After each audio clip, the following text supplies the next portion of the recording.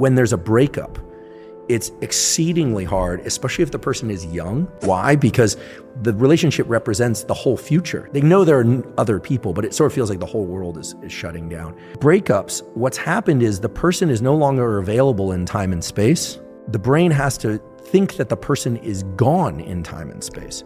This has become much harder with social media, right? Because people can check up on people, they can hear from people. In the old days, like when I was growing up, you just like took the phone off the hook, or you diverted your attention. Now we are constantly renewing that the person is still there. And so love and the loss of love and the death grief are virtually identical. It's that motivational state. And this is why it's so hard to not reach out to somebody that you really miss and want back. I saw a study last week that had researchers asking participants to rate emotional and physical pain of a breakup. They found that women tend to be more negatively affected by breakups, reporting high levels of both physical and emotional pain. But while breakups hit women the hardest, they tended to recover more fully. Men, on the other hand, rarely fully recovered. I thought that was very interesting. I wasn't too sure what that meant. Yeah, it's interesting. It also rings true with my experience and my observations. I think this could relate to a number of things. And here I'm painting with a broad brush, right? But, how comfortable one is feeling their feelings, is male or female, is going to strongly dictate how quickly one moves through grief. This is the same thing as trauma. The more willing someone is to feel the full depth and intensity of the feelings that they associate with that trauma, the more quickly they're going to move through the trauma. Again, I'm lifting from Paul Conti's words, so these aren't mine, but people use a number of strategies. They use distraction. They use states like, they sublimate to things like anger and avoidance of various kinds in order to not feel the traumatic feelings or not feel the breakup. People will, try and self-soothe with alcohol or try and self-soothe with multiple new partners or whatever it happens to be. It doesn't work. It just extends it because this map of space, time, and closeness needs to be fractured. And the only way to do that is for the brain to have to confront the reality, which is that whether by death or by breakup, they are no longer available. It's like the food on the other side of that wall is gone. It's just not there anymore.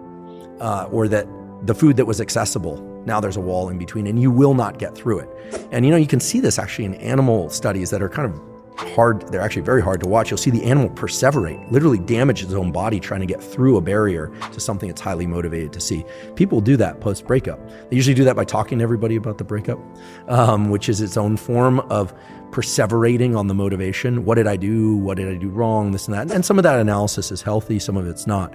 Now, why would one group be, let's just say, effective at dealing with breakups? It's probably the ability to really feel the full intensity of how sad it is and be able to confront that. And here I'm a male. I've only ever lived in a male body. So all I can tell you is that I think from a very early age, there's an ability that at least I'm sure it transcends to women too, or extends to women too, but learning to pack down feelings, right?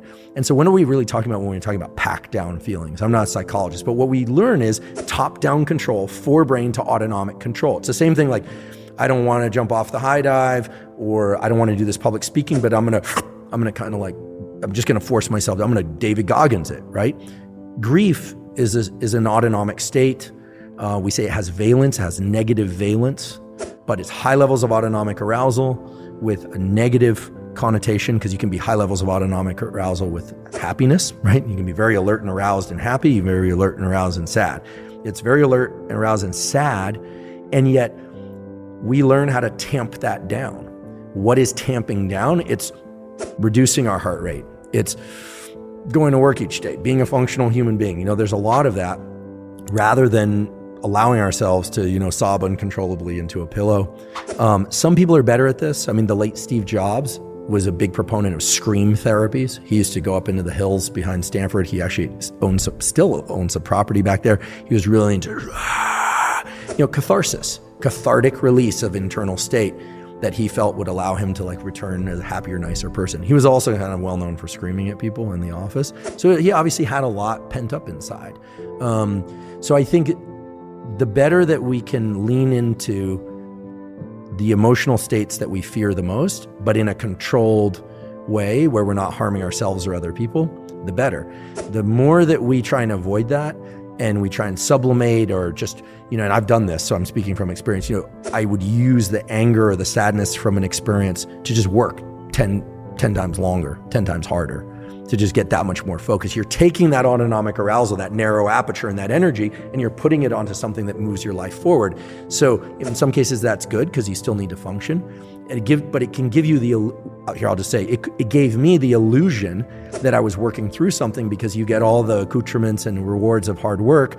But what you don't do is remap that space-time closeness map. And then I guarantee you find yourself 5 or 10 years later wondering why you're so exhausted or why certain things in life aren't going well. And it's because when they say you haven't dealt with the loss, you never actually allowed yourself to feel the feelings. But once you do, it's like a valve, it releases.